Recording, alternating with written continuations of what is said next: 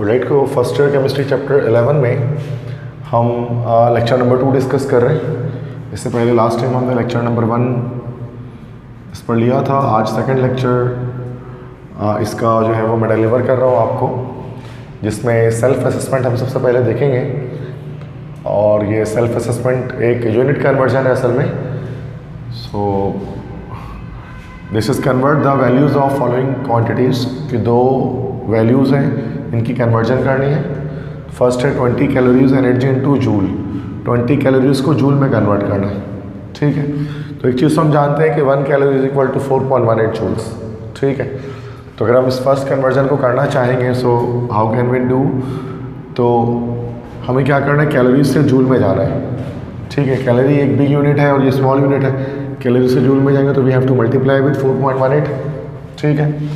तो फर्स्ट में जैसे हमें 20 को मल्टीप्लाई करना है किससे भाई, 4.18 से, ठीक है।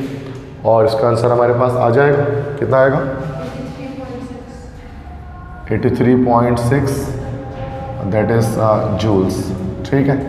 और सेकंड में हमें क्या करना है कि 3.5 ATM DM क्यूब जो वर्क है इनको किलो जूल में कन्वर्ट करना है। ये भी लास्ट क्लास में पढ़ाया था मैंने आपको कि 1 ATM DM क्यूब 101.325 जूल्स के बराबर है, ठीक है।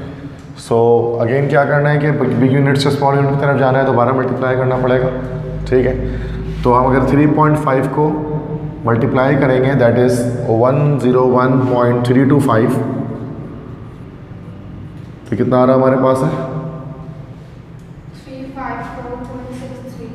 354.63। अच्छा, ये हमारे पास जूल में आया। अगर हमें किलो जूल में कन्वर्ट करने से तो क्या करना पड़ेगा, divide by 1000। So this is 0.354 kilo joule.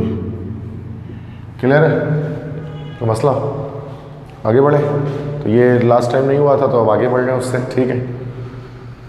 फिर एग्जाम्पल नंबर 11.2 है, ठीक है, इसको डिस्कस करेंगे।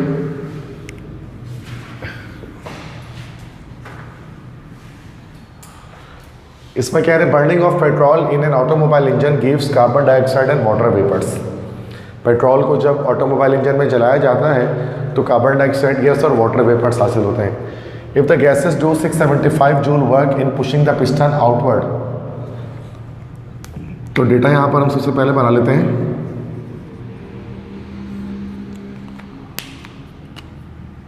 कह रहे हैं कि if gases do 675 joule work in pushing the piston outward, ठीक है।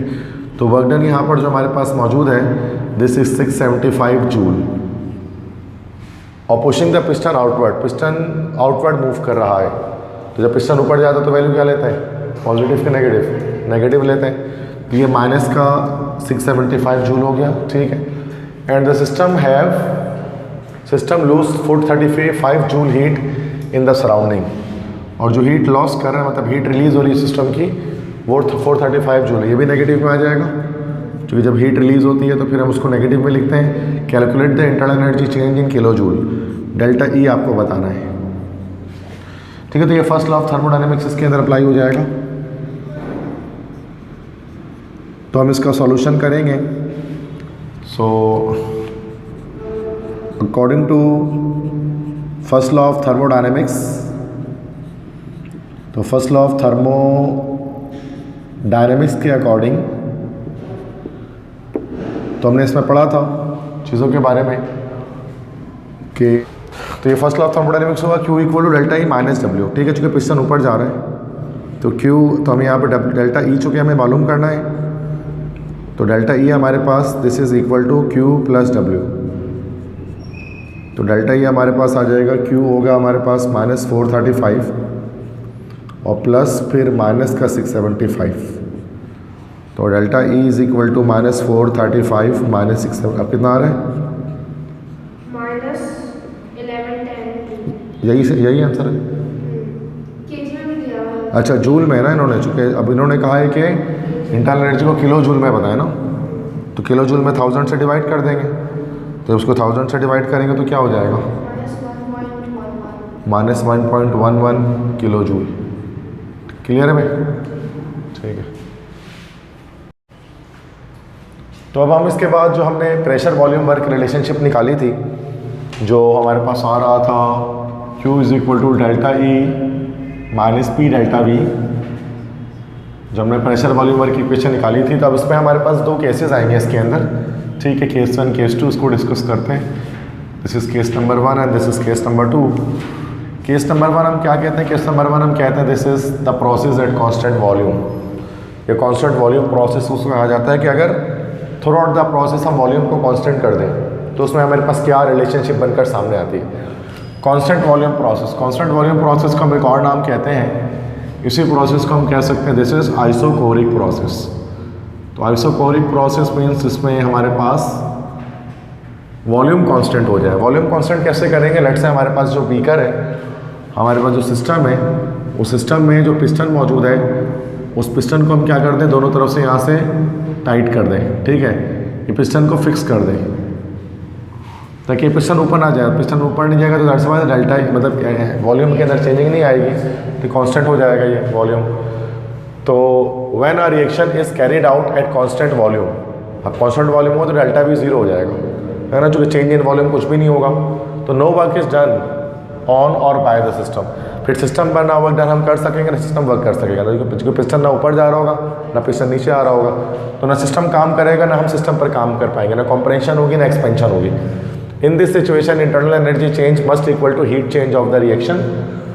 The equation of the first law of thermodynamics may be reformed as Q V equal to delta E. The subscript V specify constant volume process.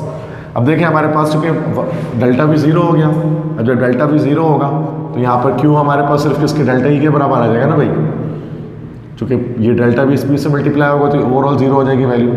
तो constant volume पे इसका मतलब जो भी आप heat provide करेंगे it will only increase the internal energy of the system. तो ये हमारे पास इसकी एक्सप्रेशन आ गई, मतलब प्रेशर वॉल्यूम वर्क इक्वेशन जो हमारे पास है उसमें अगर हम कांस्टेंट वॉल्यूम प्रोसेस की बात करें, वॉल्यूम कांस्टेंट कर दें, तो वॉल्यूम कांस्टेंट जब करेंगे तो वो डेल्टा ई के बराबर आ जाएगा, चूँकि डेल्टा भी 0 हो जाएगा, तो ये वाली जो एक्सप्रेशन है पूरी वो 0 हो जाएगी, ठीक है। तो इसका मतलब जो भी हीट आप प्रोवाइड कर रहे हैं सिस्टम को, जो भी हीट आप प्रोवाइड करेंगे सिस्टम को एट कांस्टेंट वॉल्यूम, तो it only increases the internal energy, वो सिर्फ इसकी एनर्जी को बढ़ाएगा, इस पर कोई वर्क डन नहीं करेगा। सही है, बात समझ में आ गई। तो ये केस 1 हमारे पास कहलाता है कांस्टेंट वॉल्यूम प्रोसेस। सेकंड हमारे पास कहलाता है the process at constant pressure. Constant pressure पर क्या प्रोसेस होगा? अब कांस्टेंट प्रेशर प्रोसेस को हम लोग ये भी कह सकते हैं बच्चों आइसोबैरिक प्रोसेस। इसी को आइसोबैरिक प्रोसेस कहा जा सकता है। आइसो मतलब सेम होता है और बैरिक मतलब प्रेशर, कांस्टेंट प्रेशर प्रोसेस, जब प्रेशर कांस्टेंट कर दें। तो it is a matter of fact that many chemical reactions in labs और workshops are carried out in open vessels. कि ज़्यादातर जो रिएक्शंस होते हैं वो ओपन वेसल में होते हैं। This means they carried out a constant pressure in a manner of thermochemical expansion. इसके मतलब उनका प्रेशर हमेशा कांस्टेंट होता है। Thus according to the first law of thermodynamics the constant pressure process में बी इलस्ट्रेटेड एज। अब यहाँ पर केस 2 की डेरिवेशन स्टार्ट होगी। Delta E equal to Q minus P delta V. अब क्यू के नीचे पी लगा दिया, पी समझ यहाँ पर होगी कांस्टेंट प्रेशर, कि वो हीट जो हम कांस्टेंट प्रेशर पर किसी भी सिस्टम को दे रहे हैं। क्यू पी को एक तरफ कर लेंगे तो ये हो जाएगा delta E plus P delta we, ठीक है। तो ये हमारे पास हो गया। उसके बाद हमें पता है कि यहाँ पर डेल्टा वी जो हमारे पास होता है, ठीक है, उसको हम जो है वो V2 माइनस V1 इस तरह कर सकते हैं, डेल्टा ई को E2 माइनस V1 कह सकते हैं। तो QP बराबर हो गया डेल्टा ई को चेंज कर दिया E2 माइनस V1 में, प्लस P और डेल्टा V को कर दिया V2 minus V1, final volume minus initial volume. फिर ये P इस V से मल्टीप्लाई होगा V2 से, तो ये हो जाएगा हमारे पास PV2। इसमें एक इक्वेशन छोड़ी हुई है तो मैं उसको आगे बढ़ा देता हूँ। तो QP is equal to E2 minus E1, उसके बाद plus PV2 plus minus minus minus का PV1, ठीक है। तो उसके बाद 2 वाली टर्म एक तरफ कर लेते हैं, 1 वाली टर्म एक तरफ कर लेते हैं। तो QP is equal to E2 plus PV2 minus E1 plus PV1, minus common ले लेना उन्होंने यहाँ से, मतलब E1 और PV1 एक तरफ कर ली, E2 और PV2 एक तरफ कर लिया, ठीक है। और हमें पता है कि जो E प्लस PV हमारे पास होता है वो एंथैल्पी के बराबर होता है, एंथैल्पी बराबर होता है E प्लस PV। तो ये लास्ट क्लास में जो मैंने एंथैल्पी के बारे में आपको बताया था, तो एंथैल्पी हमारा E प्लस PV के बराबर होता है। तो ये E2 प्लस PV2 को H2 कह सकते हैं और E1 प्लस PV1 को हम लोग H1 कह सकते हैं। तो H2 माइनस H1 हमारे पास क्या होता है, डेल्टा H। डेल्टा H जिसको हम लोग क्या कहते हैं, चेंज इन एंथैल्पी या एंथैल्पी चेंज। तो इसका मतलब ये कि कांस्टेंट प्रेशर पर हम वॉट एवर हीट, जो भी हीट प्रोवाइड करेंगे सिस्टम को, तो it only increases the enthalpy of the system, वो एंथैल्पी चेंज में मदद करेगा। जैसे कांस्टेंट वॉल्यूम पे क्या करेगा, सिर्फ एनर्जी चेंज करेगा, और इसको जब हमने डेरिवेशन की तो हमें क्या पता लगा कि कांस्टेंट प्रेशर पर जब हम हीट प्रोवाइड करेंगे सिस्टम को, it will only change the enthalpy, वो सिर्फ एंथैल्पी चेंज करेगा। क्लियर है बात है?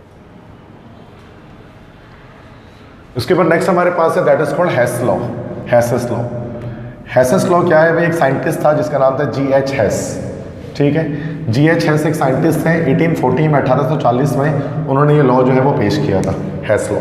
क्या कहता है ये लॉ? ये लॉ क्या स्टेटमेंट देता है थर्मोकेमिस्ट्री के अंदर कि दिस लॉ स्टेट्स, ये लॉ कहता है कि if a chemical reaction can be brought about in more than one pathway, the net enthalpy change is the same provided that the initial and final states of are the same।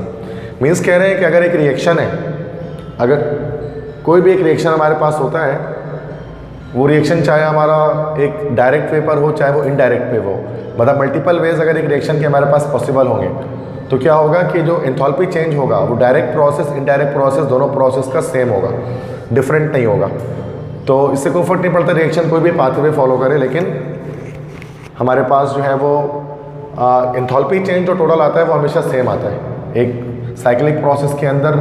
ठीक है, मिसाल के तौर पे let's say कि यहाँ पर एक एग्जांपल आपको दे रहे हैं हेस लॉ के अंदर। लेट्स से कि एक रिएक्टेंट है A, वो Z में कन्वर्ट हो रहा है। ठीक है, लेट्स सपोज कि हमारे पास एक रिएक्टेंट है A, this is a reactant A, और रिएक्टेंट A जो है वो कन्वर्ट हो रहा है किसमें में, प्रोडक्ट Z में। This is product. ठीक है, तो A जो रिएक्शन है, A रिएक्टेंट है, वो Z में कन्वर्ट हो रहा है। ठीक है, और A के Z में कन्वर्ट होते हैं, जो एंथैल्पी चेंज आ रहा है वो डेल्टा H है। ये हमारे पास कौन सा प्रोसेस है, ये पाथ 1 पहला पाथ है, this is the direct process. ठीक है भाई, ये डायरेक्ट प्रोसेस है। डायरेक्ट प्रोसेस हमारा ये कि डायरेक्टली रिएक्टेंट जो है वो प्रोडक्ट में कन्वर्ट हो रहा है। अब यही एक सेम रिएक्शन जो है ना पाथ 2 दूसरे पाथ के थ्रू भी हो सकता है इनडायरेक्टली, कि पहले A जो है ना वो X बने, फिर X जो है वो Y में कन्वर्ट हो, फिर Y फाइनली Z में कन्वर्ट हो। तो ये हमारे पास पाथ 2 है, द सेकंड पाथ। अच्छा, A से Z बनते हुए जो एंथैल्पी चेंज आ रहा है वो डेल्टा H1 है, X को Y बनने में जो एंथैल्पी चेंज आ रहा है वो डेल्टा H2 है, और Y को Z बनने में जो चेंज आ रहा है वो हमारे पास एंथैल्पी चेंज डेल्टा H3। अब हेस लॉ आपसे ये बात कहता है कि जो डेल्टा H है ना, ये डेल्टा H ये बराबर होगा delta H1 plus delta H2 plus delta H3।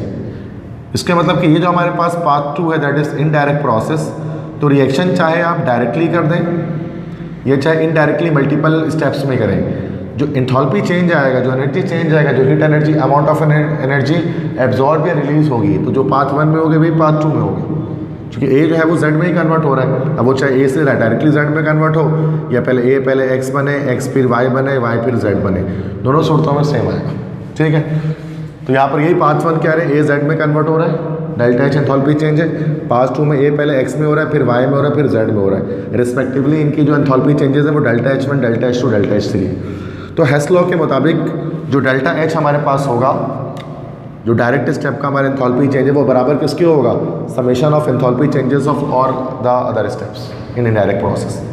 तो ये हमारे पास कहलाता है हेस लॉ। इजी चीज़ है, सिंपल समझ में आ रही बात। ठीक है, नेक्स्ट हमारे पास टॉपिक है that is standard enthalpies of formation. इसी को हम लोग एक और नाम देते हैं, इसी को हम लोग कहते हैं this is called as standard heat of formation. Standard heat of formation.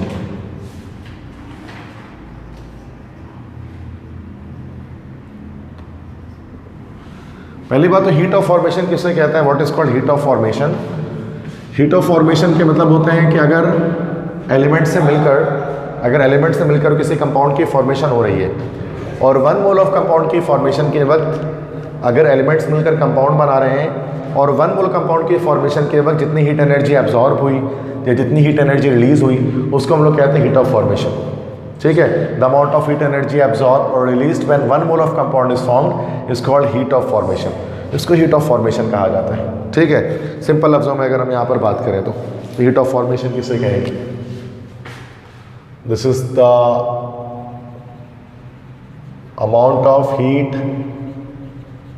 Absorbed और released when 1 mole of a product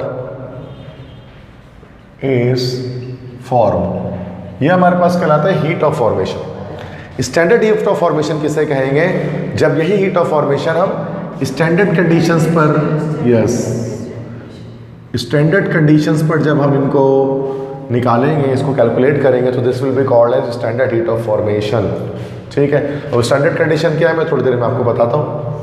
तो the enthalpy change of a chemical reaction in which 1 mole of a pure substance is form from it's elements with all substances in their standard state. तो ये हमारे पास कहलाएगा standard enthalpy of formation या standard heat of formation. ठीक है, अच्छा, the standard enthalpy of formation is represented by, अच्छा इसको रिप्रेजेंटेशन किसे कहेंगे? अगर इसलिए हीट ऑफ फॉर्मेशन को अगर रिप्रेजेंट करना होता है तो हम उसको डेल्टा लिखते हैं, एच लिखते हैं, एच के नीचे एफ लगा देते हैं, एफ और होता है formation, that is called heat of formation. और जब इसको स्टैंडर्ड लिखना होता है तो यहाँ पर हम क्या करते हैं, चाहे वो सर्किल, सब स्क्रिप्ट में, सुपर स्क्रिप्ट में हम एक सर्किल बना देते हैं छोटा सा, या नॉट जिसको हम कहते हैं डेल्टा एच नॉट एफ। तो ये हमारे पास डेल्टा एच नॉट एफ जो हमारे पास होगा, this is the representation of standard heat of formation in which super script 0 signifies standard condition. ये स्टैंडर्ड कंडीशन बता रहा है, और स्टैंडर्ड कंडीशन क्या है भाई, उसको याद रखना है कि 1 एटमॉस्फेरिक प्रेशर 1 atm होना चाहिए और टेम्परेचर यहाँ पर हमारे पास 25 डिग्री सेंटीग्रेड होना चाहिए। तो ये हमारे पास प्रेशर है, ये हमारे पास टेम्परेचर है। तो ये स्टैंडर्ड कंडीशंस है। Where as subscript F stands for formation. ठीक है, तो डेल्टा एच नॉट एफ में डेल्टा तो चेंज डेल्टा एच है और ये एफ फॉर्मेशन है, नॉट जो यहाँ पर बता रहे हैं this is telling you about the standard conditions. ठीक है, तो 25 डिग्री सेंटीग्रेड है और 1 atm प्रेशर है। ठीक है, अब इसमें इसके बाद फिर यहाँ तक भी आप लिख देंगे तो बात हो जाएगी, लेकिन आगे आप डिटेल में बात थोड़ा सा इसमें कर रहे हैं आगे। ठीक है, कि conventionally delta H F of most of the elements hydrogen, oxygen, nitrogen, sodium, ETC are taken as 0 because no further change is needed to bring them to standard state condition.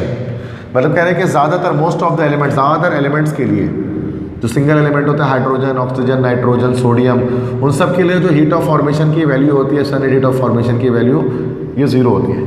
जो एलिमेंटल स्टेट में, free state में अगर elements यहाँ पर मौजूद हों, free state से मुराद की जैसे हाइड्रोजन, ऑक्सीजन, नाइट्रोजन, सोडियम या दूसरे ETC और बहुत सारे एलिमेंट्स, तो उनके लिए स्टैंडर्ड हीट ऑफ फॉर्मेशन की वैल्यू हमारे पास हमेशा 0 होगी।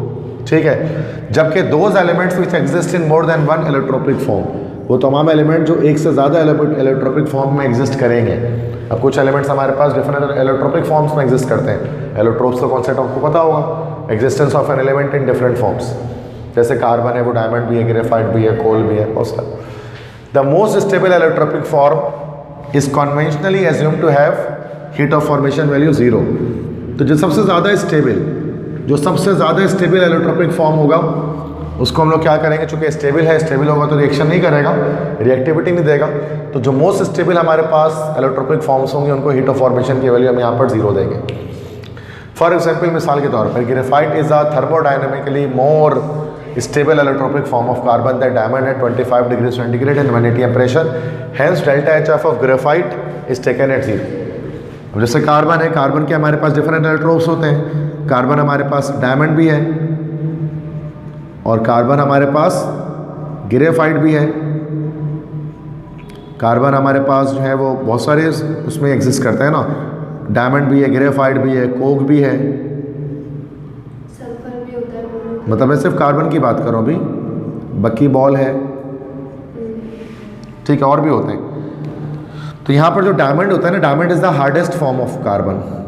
अगर आपसे पूछा है हार्डेस्ट फॉर्म ऑफ कार्बन कौन सी है तो आप बोलेंगे डायमंड। अगर आपसे कोई पूछता है भाई most stable form of carbon जो रिएक्शन नहीं देता बिल्कुल भी, जिसकी रिएक्टिविटी बहुत कम है, तो हम उसको कहेंगे भाई दैट इज ग्रेफाइट। कोक क्या है, अगर कोई आपसे पूछे भाई प्योरेस्ट फॉर्म ऑफ कार्बन कौन सी है, प्योरेस्ट फॉर्म ऑफ कार्बन, तो हम कहते हैं कोक है वो। ठीक है, अब अगर कोई आपसे पूछे भाई what is the artificial form of carbon, वो फॉर्म ऑफ कार्बन जो नेचुरली एग्जिस्ट नहीं करती, आर्टिफिशियली उसको बनाया जाता है, मैन मेड एलोट्रोप कौन सा, तो वो बकी बॉल है, इसको बकमिलिस्टर, वो ग्रेफाइट होता है, पेंसिल की लीड में ग्रेफाइट है। बकी बॉल जो है वो तो हमारे पास बकमिंस्टर फुलरिंग जिसको हम कहते हैं, कार्बन के 60 एटम्स उसके साथ अटैच होते हैं, सॉकर बॉल की शेप में होते हैं। तो बहुत सारे इलेक्ट्रोड्स होते हैं, कार्बन की तो बहुत डिटेल्ड स्टडी होती है केमिस्ट्री के अंदर। तो यहाँ पर कहने का मकसद ये है कि चूँकि ग्रेफाइट जो है ना वो डायमंड के लिहाज से ज़्यादा स्टेबल है। डायमंड ज़्यादा स्टेबल नहीं होता, डायमंड हार्ड तो है बट स्टेबल नहीं है, स्टेबिलिटी ज़्यादा ग्रेफाइट की है। दैट्स वाई ग्रेफाइट को अगर हम देखेंगे तो इसकी हीट ऑफ फॉर्मेशन की value delta H not F, इसको हम 0 दे देंगे। सही है भाई। सिमिलरली इसी तरह से ऑक्सीजन की बात करेंगे, ऑक्सीजन के भी 2 इलेक्ट्रोड्स होते हैं। अब ऑक्सीजन के भी 2 इलेक्ट्रोड्स हैं, एक हमारे पास O2 होता है, एक हमारे पास O3 होता है। O2 तो नॉर्मली हमारे पास O2 को हम लोग क्या बोलते हैं, this is called oxygen gas. और O3 जो हमारे पास होता है उसको हम लोग क्या बोलते हैं, this is called as ozone. अब जो ओजोन होती है ना, ओजोन बहुत ज़्यादा अनस्टेबल होता है, जबकि ऑक्सीजन O2 हमारे पास क्या होता है, स्टेबल होता है। तो हम क्या करते हैं, इस ऑक्सीजन के लिए हम जो है वो डेल्टा एच नॉट एफ की वैल्यू क्या ले लेते हैं भाई, 0 ले लेते हैं। यस, ओजोन को बनाया जा सकता है। यस, ओजोनाइजर एक मशीन होती है उसमें बनाते हैं। आपने क्लास 10 में अगर आपने पढ़ा होगा तो O2 है, जब उसमें एक मशीन होती है जिसका नाम होता है ओजोनाइज़र। ओजोनाइज़र में क्या करते हैं, हम इलेक्ट्रिक डिस्चार्ज करते हैं। इलेक्ट्रिक डिस्चार्ज करते हैं तो क्या होता है कि जो ऑक्सीजन है वो ओजोन में कन्वर्ट हो जाता है। ठीक है, ओजोन को बनाया जा सकता है। तीसरा, एटमॉस्फेयर में भी ओजोन बन रही होती है, जब बिजली कड़कती है तो ऑक्सीजन गैस जो है ना वो फिर ओजोन में कन्वर्ट हो रही होती है बाय द थंडरिंग की वजह से। लैब में भी बना सकते हैं, मशीन होती है ओजोनाइज़र उसको हम कहते हैं, इंडस्ट्री में इस्तेमाल करते हैं। ओजोन एक बहुत अच्छा इस्तेमाल उसका भी है, ब्लीचिंग एजेंट के तौर पे इसको इस्तेमाल कर रहे होते हैं, ब्लीचिंग पर्पज़ के लिए, कलर रिमूव करने के लिए फैब्रिक से, टेक्सटाइल कंपनीज वगैरह में। तो बड़ा इस्तेमाल है, अगर आप बड़े होंगे जब इंडस्ट्रीज ज्वाइन करेंगे। वैसे आप तो मेडिकल के स्टूडेंट हैं तो अच्छे आप ना करें। तो यहाँ पर कह रहे हैं कि ऑक्सीजन जो है ना, अब O2 जो हमारे पास है वो ज़्यादा स्टेबल है, तो उसको हमने हीट ऑफ फॉर्मेशन की वैल्यू 0 दे दी। बिल्कुल इसी तरह से यहाँ पर कह रहे हैं कि सल्फ़र, अब सल्फ़र के भी हमारे पास इलेक्ट्रोड्स होते हैं। सल्फ़र के हमारे पास 3 इलेक्ट्रोड होते हैं हमारे पास, ठीक है। यस, एक अल्फ़ा सल्फ़र होता है, एक बीटा सल्फ़र होता है, गैमा सल्फ़र होता है। अल्फ़ा सल्फ़र को हम लोग कहते हैं this is called as rhombic sulphur. और बीटा सल्फ़र जो हमारे पास होता है उसको हम लोग बोलते हैं this is called monoclinic sulphur. Monoclinic prismatic sulphur भी इसी को कहा जाता है। और गैमा सल्फ़र जो हमारे पास होता है उसको हम लोग बोलते हैं this is called as plastic sulphur. Polymer होता है ये, रबर जैसा। तो अब इसके अंदर जो मोस्ट स्टेबल इलेक्ट्रोड होता है सल्फ़र का, वो हमारा कौन सा होता है भाई, वो होता है अल्फ़ा सल्फ़र। तो अल्फ़ा सल्फ़र के लिए हमारे पास, या रोम्बिक सल्फ़र जो है अल्फ़ा सल्फ़र, इसके लिए भी हीट ऑफ फॉर्मेशन की वैल्यू हमारे पास क्या आ जाएगी, 0।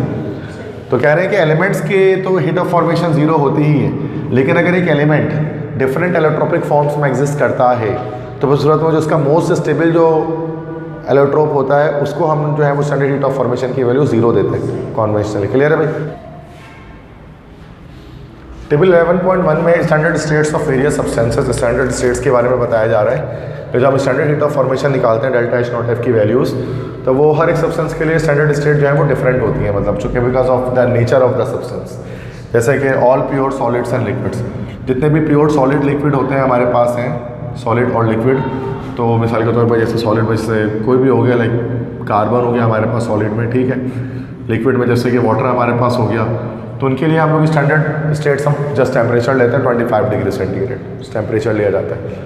और ऑल गैशियस कंपाउंड, अगर कोई गैस है जैसे कार्बन डाइऑक्साइड गैस या डिफरेंट और गैसेस, तो उनमें जाहिर सी बात है गैस का प्रेशर भी होता है, लिक्विड्स और सॉलिड्स का तो प्रेशर होता नहीं, तो गैशियस प्रेशर होता है। तो उस सूरत में उसको 25 डिग्री सेंटीग्रेड और 1 atm प्रेशर लेते हैं, ठीक है। और all substances in the solution, अगर एक सॉल्यूशन बना हुआ है तो आपको पता है अगर एक सॉल्यूशन बन जाएगा तो सूरत में जाहिर सी बात है कि उसकी कंसनट्रेशन आ जाएगी, ठीक है। तो 25 डिग्री सेंटीग्रेड टेम्परेचर लेंगे उसका, और 1 मोलर कंसनट्रेशन, मोलैरिटी उसकी 1, हम उसको स्टैंडर्ड लेंगे। तो 1 मोलर कंसनट्रेशन में चीज़ें हमारे पास क्या होती है भाई, स्टैंडर्ड कंडीशन में होती है 1 मोलर। और जितने भी एलिमेंट्स हमारे पास हैं, एलिमेंट्स कोई भी एलिमेंट है, नाइट्रोजन ऑक्सीजन कोई भी एलिमेंट है, तो हाइड्रोजन, तो उनके लिए हम सेम इसी तरह से जो है वो 25 डिग्री सेंटीग्रेड और 1 atm प्रेशर लेते हैं, ठीक है, एलिमेंट्स के लिए, तमाम एलिमेंट्स के लिए। तो ये स्टैंडर्ड स्टेट्स MCQs के लिए आपको याद रखना है कि किसके लिए क्या ले रहे हैं यहाँ पर, ठीक है। तो किसी के लिए सिर्फ टेम्परेचर ले रहे हैं, किसी के लिए टेम्परेचर प्रेशर दोनों ले रहे हैं, किसी के लिए टेम्परेचर ले रहे हैं और फिर 1 मोलर कंसनट्रेशन ले रहे हैं। वो डिपेंड कर रहे हैं नेचर ऑफ द सब्सटेंस के अंदर, ठीक है भाई। ये टेबल आपके पास बुक में है मौजूद 11.1 में, है ना। तो बस MCQs के लिए इसको आप याद रख लें, इसको लाइक मतलब इसका क्वेश्चन आंसर में इसका कोई काम नहीं होगा आपका। जैसे MCQs आपसे अगर आस्क किया जाएगा एग्जाम्स में आपके, तो आप उसको बताएंगे। ठीक है, ठीक है। नेक्स्ट हमारे पास एक न्यूमेरिकल है, that is example number 11.3। Calculate the enthalpy of combustion of propane at 25 degree centigrade by the given information. मालूम करें एंथैल्पी ऑफ कंबस्शन। भाई एंथैल्पी मालूम करनी है, ठीक है, डेल्टा एच एफ मालूम करना है आपको। ठीक है, अब कंबस्शन से मुराद आपको पता है, कंबस्शन में मतलब जलने का अमल। तो जलने का अमल जो होता है उसको केमिस्ट्री में हम लोग कहते हैं कंबस्टन, जब कोई चीज़ ऑक्सीजन से रिएक्शन करके जलना शुरू हो जाती है। ठीक है, तो दिस इज कॉल्ड कंबस्शन।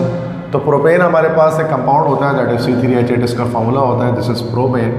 कह रहे हैं कि इसकी हीट ऑफ कंबस्शन व हीट ऑफ फॉर्मेशन मालूम कीजिए। ठीक है, ये हमारे पास एक इक्वेशन दी हुई है, ये प्रोपेन है, इसको जलाया जा रहा है, कार्बन डाइऑक्साइड और वाटर में ब्रेक हो रहा है, और उसके लिए डेल्टा HF की वैल्यू, डेल्टा H0 की वैल्यू आपको इसके लिए मालूम करनी है। ठीक है, और प्रोपेन की जो हीट ऑफ फॉर्मेशन दी गई है -103.9 किलो जूल पर मोल दी गई है, कार्बन डाइऑक्साइड की -393.5 किलो जूल पर मोल दी गई है, और वाटर की दी गई है -285.8 किलो जूल पर मोल। ठीक है, तो अब आप इसको किस तरह मालूम करेंगे? तो कोई हीट ऑफ फॉर्मेशन निकालने का एक तरीका तो सिंपल ये होता है, अगर आपको अलग अलग हीट ऑफ फॉर्मेशन सबकी दे दी गई है और इक्वेशन आपको दिया गया है और उससे कहा जाए कि आप इससे हीट ऑफ फॉर्मेशन को कैलकुलेट कीजिए, निकालिए, एक इक्वेशन दी गई है, तो उसके ये फॉर्मूला हमारे पास एक होता है, ये फॉर्मूला हमने यूज़ करना होता है, इस फॉर्मूले को आपको याद करना पड़ेगा। This is delta H0 reaction के लिए, मतलब हीट ऑफ फॉर्मेशन, ये बराबर होगा summation of NP delta HF0F products minus summation of NR delta H0F reactants. Products minus reactant है ये S, आपको पता है, this is summation of NP से मुराद यहाँ पर है मोल्स ऑफ प्रोडक्ट, जितने भी प्रोडक्ट के मोल्स हैं उनकी समेशन, उनको प्लस कर देंगे जितने भी प्रोडक्ट्स हैं। ठीक है, और यहाँ पर this is moles of reactant, जितने भी मोल्स ऑफ रिएक्टेंट है उनको यहाँ पर हम इसको समेशन कर देंगे और मल्टीप्लाई कर देंगे H0F ऑफ, इसको यहाँ पर करेंगे प्रोडक्ट से और माइनस इसको करेंगे यहाँ पर रिएक्टेंट से।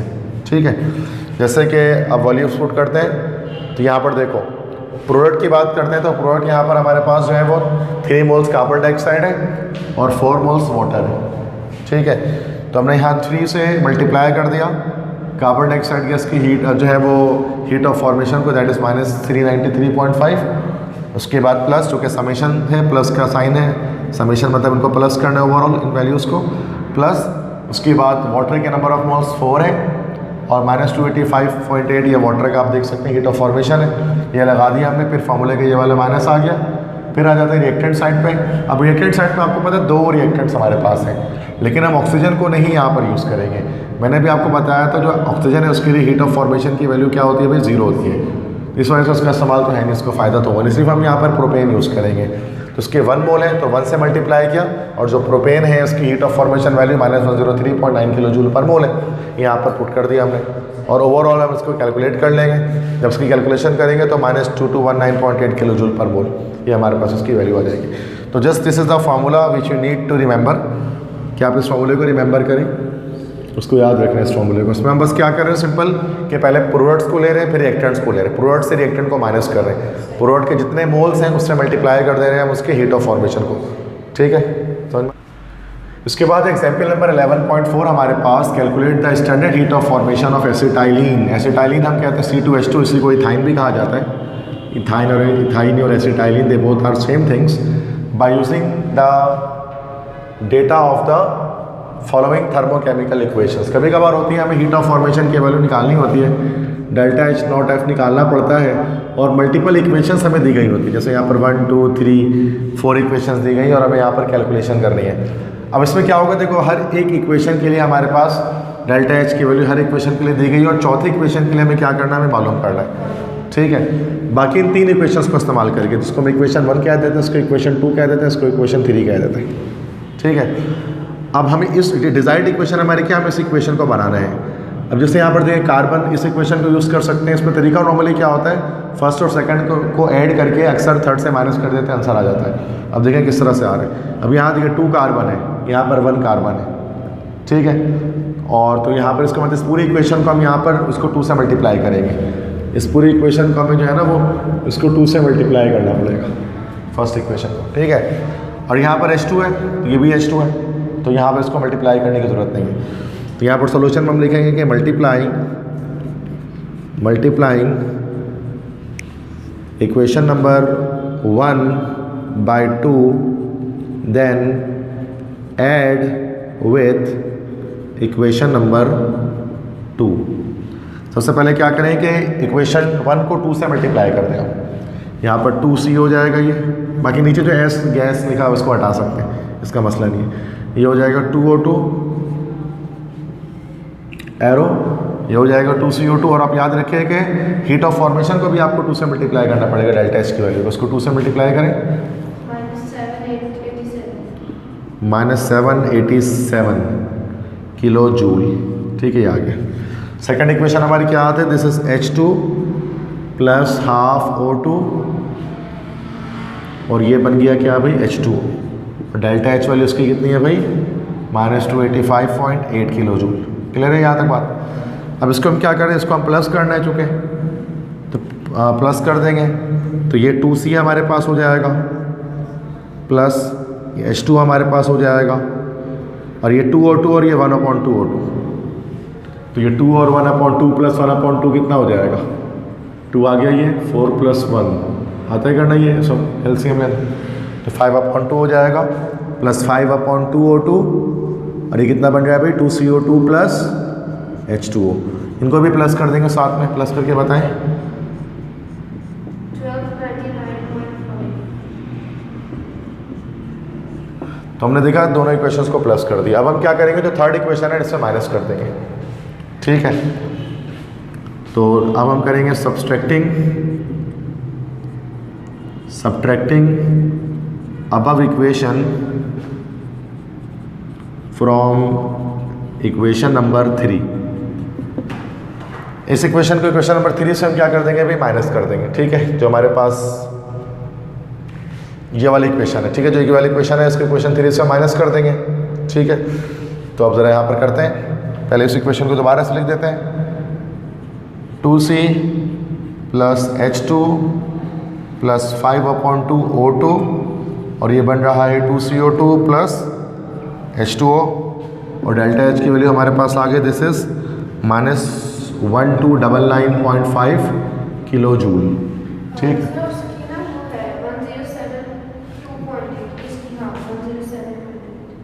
कितना है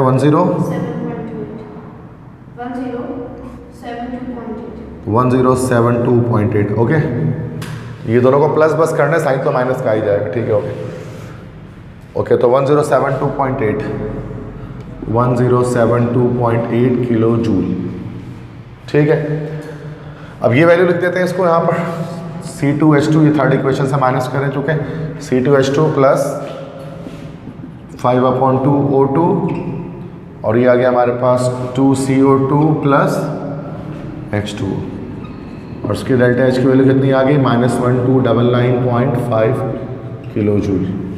अच्छा, अब इसको सब्ट्रैक्ट करें, क्योंकि आपको पता है जब हम सब्ट्रैक्शन करते हैं तो फिर साइन चेंज हो जाता है, प्लस वाले माइनस हो जाते हैं ना, माइनस वाले प्लस हो जाते हैं। ठीक है, अब आप देखें 5/2O2 और ये 5/2 कैंसिल हो गया, ये 2CO2 कैंसिल हो गए, ये H2O कैंसिल हो गए। ठीक है, यहाँ क्या बच गया 2C प्लस H2 प्लस, अच्छा ये माइनस का C2H2 उधर जाएंगे, इक्वल टू उधर एरो का सिंबल असल में इक्वल टू ही होता है, जब उधर जाएगा तो प्लस का C2H2 हो जाएगा, है ना भाई। देखें इक्वेशन इसकी तरह बन गई, डिजायर्ड इक्वेशन जो हमें चाहिए थी, डिजायर्ड इक्वेशन। और डेल्टा H में भी ऐसे ही कर देंगे। अब -1072.8 प्लस 1299.5 करें इसको, 226.7 किलो जूल। ये यार है बुक में, समझ में आ गई बात। तो इसमें हमें सिंपल ये याद रखना है कि इक्वेशन 1 और 2 को प्लस करके थर्ड इक्वेशन से माइनस कर दें, तो अक्सर आंसर। ठीक है, लास्ट टॉपिक इसके बाद हमारे पास है चैप्टर 11 के अंदर, this is the last topic, इसके बाद चैप्टर एंड हो जाएगा हमारा। This is called born-Haber cycle. Born-Haber cycle किसे कहते हैं, दो नाम है असल में, दिस इज बॉर्न-हेबर, दो साइंटिस्ट हैं, दोनों जर्मन थे, एक थे मैक्स बॉर्न, इनके नाम पर है Born, and he is Fritz Haber. ठीक है, सो हेबर प्रोसेस भी बड़ा मशहूर है इनका अमोनिया गैस के प्रोडक्शन के लिए, और ये मैक्स बॉर्न है। ठीक है, दोनों बड़े साइंटिस्ट थे जर्मन के। तो मैक्स बॉर्न और फ्रिट्ज हेबर ने मिलकर एक थ्योरी दी थी, एक एक चीज़, एक केमिस्ट्री में एक बात बताई थी, that is called born Herbert cycle. Born Herbert cycle क्या चीज़ होती है उसको डिटेल में डिस्कस करते हैं। तो it is specific application of Hess's law. सबसे पहली चीज़ तो ये कि एप्लीकेशन ऑफ हेसेस लॉ है। हेसेस लॉ की एप्लीकेशन है ये। हेसेस लॉ क्या कहता है कि जो टोटल एनर्जी चेंज होता है वो साइक्लिक, जो अगर डायरेक्ट स्टेप में अगर एंथैल्पी चेंज जो आ रहा है वो इनडायरेक्ट स्टेप के बराबर होगा, ठीक है, डिफरेंट मेथड्स में अगर उसको फॉलो किया जाएगा। तो ये एक एप्लीकेशन है हेसेस लॉ की। हेसेस लॉ की फर्दर एडवांसमेंट है जो मैक्स बॉर्न और फ्रिट्ज हेबर ने की थी। And generally we use to determine lattice energy of ionic solid, और अक्सर हम इसको किस इस्तेमाल करते हैं, इसको आयनिक सॉलिड्स की लैटिस एनर्जी को कैलकुलेट करने के लिए। आयनिक सॉलिड्स से मुराद लाइक सॉल्ट हो गए। आयनिक सॉल्ट हमारे क्या होता है, सॉल्ट वगैरह हमारे पास they are known as ionic solid, ionic bond जिसके अंदर बनता है NaCl वगैरह। और लैटिस एनर्जी किससे कहते हैं, दिस इज, आपने इसको पढ़ा होगा पीछे चैप्टर्स में कि the amount of energy which is released when 1 mole of a crystals are form from its gaseous atoms, ठीक है। मिसाल के तौर पे Na है, Na गैशियस है, उसके बाद Cl2 हमारे पास है गैशियस स्टेट में, तो उन्होंने मिलकर NaCl बना लिया सॉलिड स्टेट में। तो अब यहाँ से क्या होगा, इसमें हीट एनर्जी निकल जाएगी उससे -788 किलो जूल पर मोल। तो ये जो है ना -788 kilo joule per mole heat energy, this is called the lattice energy of NaCl। कि 1 मोल ऑफ क्रिस्टल की फॉर्मेशन में जितनी हीट एनर्जी एब्जॉर्ब होती है, सॉरी रिलीज होती है, चूँकि लैटिस एनर्जी हमेशा रिलीज हो रही होती है, चूँकि क्रिस्टल का बनना एक एक्सोथर्मिक प्रोसेस होता है, तो लैटिस एनर्जी को हम डेल्टा H नीचे LE भी लिख सकते हैं, और उसकी वैल्यू हमेशा नेगेटिव में आती है लैटिस एनर्जी की, क्योंकि हमेशा जब भी आयनिक कंपाउंड्स बनते हैं तो हीट एनर्जी रिलीज होती है। तो लैटिस एनर्जी को कैलकुलेट किस तरह किया जाता है, तो वो किया जाता है, कैलकुलेशन उसकी होती है by means of Born Haber cycle से उसको कैलकुलेट किया जाता है। अब यहाँ पर हम एक मिसाल ले लेते हैं कि किसी तरह से एक सॉल्ट है, उसकी हम लोग कैलकुलेट करते हैं लैटिस एनर्जी को, ठीक है। अब मिसाल के तौर पे लेट्स से कि हमारे पास एक सॉल्ट है CSF, this is caesium fluoride. तो एक सॉल्ट हमारे पास है सीजियम फ्लोराइड CSF। ये कैसे बनता है, सीजियम और फ्लोरीन जब साथ में रिएक्शन करते हैं तो सीजियम फ्लोराइड बन जाता है। अब यकीनन जाहिर सी बात है, जब ये दो कंपाउंड्स मिलेंगे, सीजियम फ्लोराइड बनेगा, तो इससे हीट एनर्जी भी रिलीज़ होगी, लैटिस एनर्जी रिलीज़ होगी। अब वो कितनी होगी, इसको कैलकुलेशन करनी है उसकी। बॉर्न हेबर्ट साइकिल में यही काम किया जाता है, इसकी लैटिस एनर्जी कैलकुलेट की जाती है। तो सबसे पहले स्टेप नंबर 1 हमारा, अच्छा जब भी कोई कंपाउंड बनता है, जब एक आयनिक कंपाउंड बनता है, जब एक सॉल्ट की फॉर्मेशन होती है, तो हमारे पास 5 स्टेप्स उसके अंदर फॉलो होते हैं डिफरेंट। सबसे पहला स्टेप होता है सब्लिमेशन ऑफ सीजियम। चूँकि हमेशा गैशियस आयन साथ में रिएक्ट करके जो है ना, कैटाइंस आयन गैसियस स्टेट में वो साथ में रिएक्शन करके सॉल्ट बनाते हैं। अब सीजियम जो खुद होता है ना, सीजियम का अपना स्टेट जो है, सीजियम आपको पता है अल्कली मेटल है, दिस इज़ अ सॉलिड। अब सॉलिड से इसको हमें किस में कन्वर्ट करना है, डायरेक्टली गैस में कन्वर्ट करना है, तो हमें इसकी करनी है सब्लिमेशन। आपको पता है सब्लिमेशन एक ऐसा प्रोसेस होता है जिसमें सॉलिड डायरेक्टली गैस में कन्वर्ट होती है, और सब्लिमेशन का प्रोसेस एक एंडोथर्मिक प्रोसेस होता है जिसमें हीट एनर्जी एब्जॉर्ब होती है, ठीक है।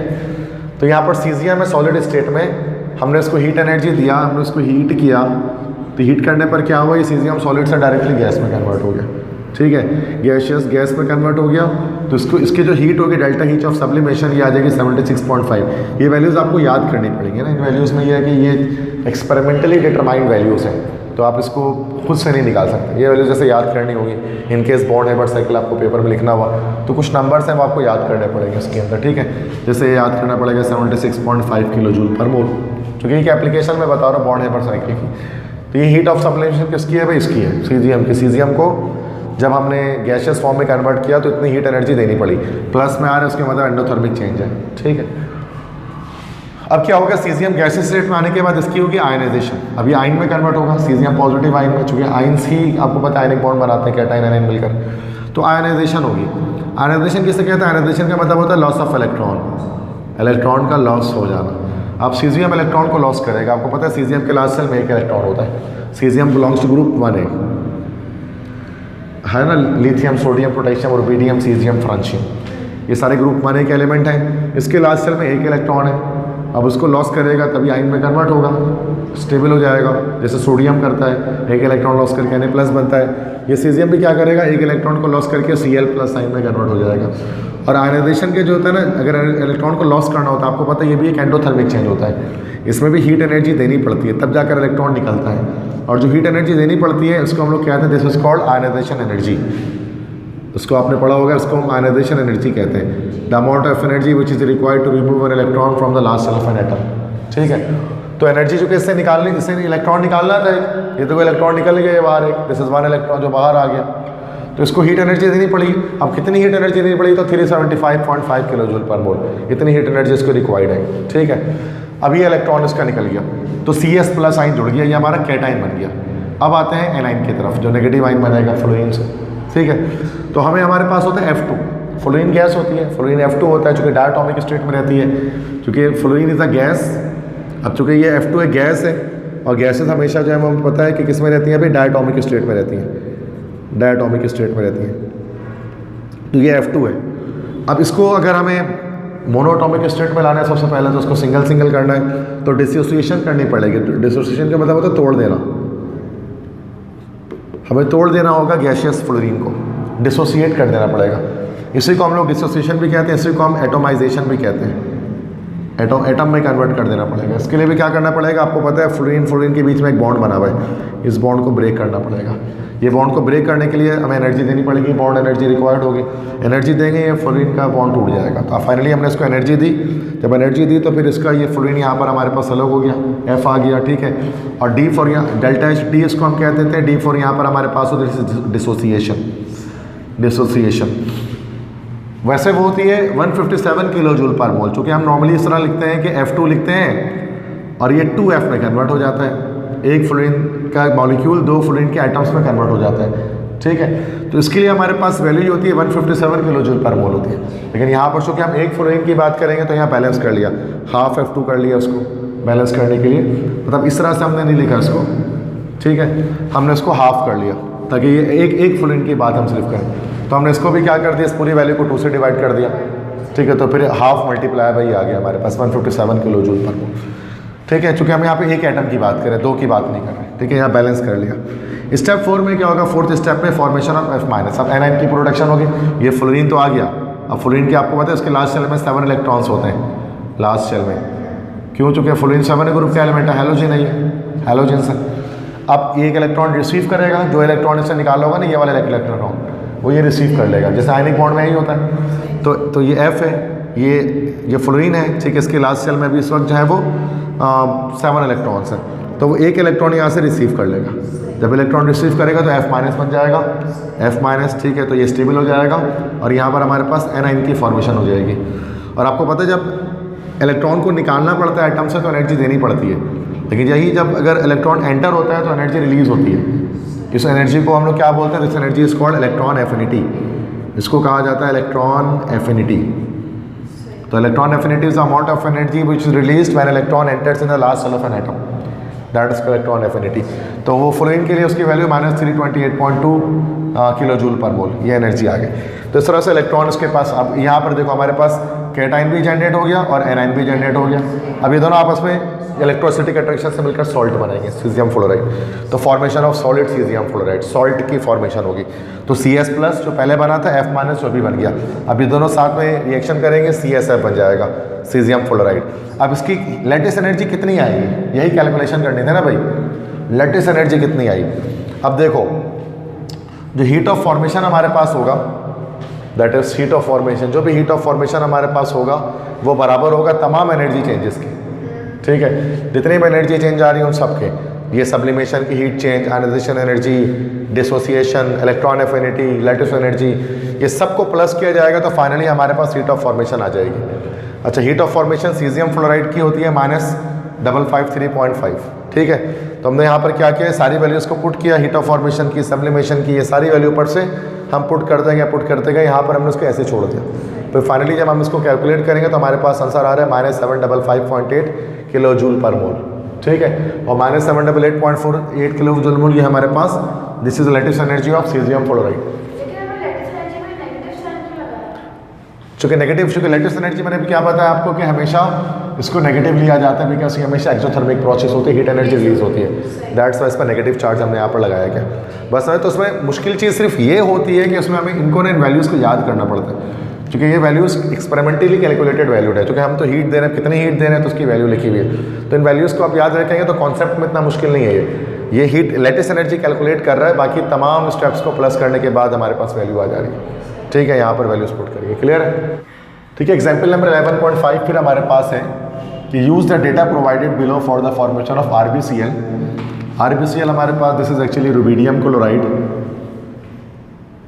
This is rubidium chloride, salt है ये भी। Write thermochemical equations for all the steps involved in the Port-Haber cycle and determine the enthalpy of formation of RbCl। Enthalpy of formation मतलब delta H naught F आपको यहाँ पर calculate करना है। ठीक है, RbCl का तो सब, तो और ये सब गिवन हो गए, sublimation energy, ionization energy, dissociation energy, electron affinity, lattice energy, सब दे दिया उन्होंने। तो जब हम सॉल्यूशन में आए तो हमने एक एक करके सारे स्टेप्स इसके अंदर सबसे पहले किया। पहले मैं इसको डायग्राम से बता दे रहा हूँ। देखो Rb सॉलिड होगा, सबसे पहले यहाँ पर इसके अंदर होगी हमारे पास this is sublimation, gaseous form में आ जाएगा। फिर इसकी हमारे पास होगी this will be ionization, electron loss करेगा, एक इलेक्ट्रॉन लॉस करेगा रुबीडियम, चूँकि 1a ग्रुप का एलिमेंट है ये भी, तो Rb प्लस बन जाएगा। ठीक है, तो ये हमारे पास कैटाइन आ जाएगा। ठीक है भाई, Cl की बात करेंगे, Cl2 सबसे पहले तो इसको डिसोसिएशन होगी, ये टूटेगा एटोमाइजेशन में जिसको हम कह रहे हैं, है ना। उसके बाद फिर ये हमारे पास ये इलेक्ट्रॉन जो इसने लॉस किया होगा वो गेन कर लेगा, यस, तो इलेक्ट्रॉन एफिनिटी हमारे पास आ जाएगी।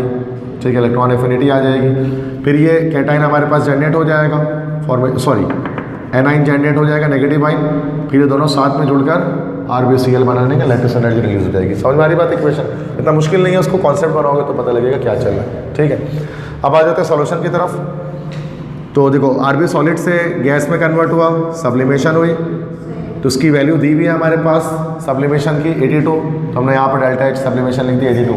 ठीक है, उसके बाद फिर ये हमें पता है गैशियस फॉर्म से आयनाइजेशन होगी, बिल्कुल आयनाइजेशन होगी, इलेक्ट्रॉन लॉस करेगा, तो Rb प्लस बनेगा। इसके लिए दी हुई थी इसकी आयनाइजेशन एनर्जी की वैल्यू 403 किलो जूल पर मोल, ये हमने लिख दी। ठीक है, इसके बाद एटोमाइजेशन होगी, एटोमाइजेशन या डिसोसिएशन जिसको हम लोग कह सकते हैं। ठीक है, तो इसमें क्या होगा, क्लोरीन का मॉलिक्यूल क्लोरीन के एटम में कन्वर्ट होगा।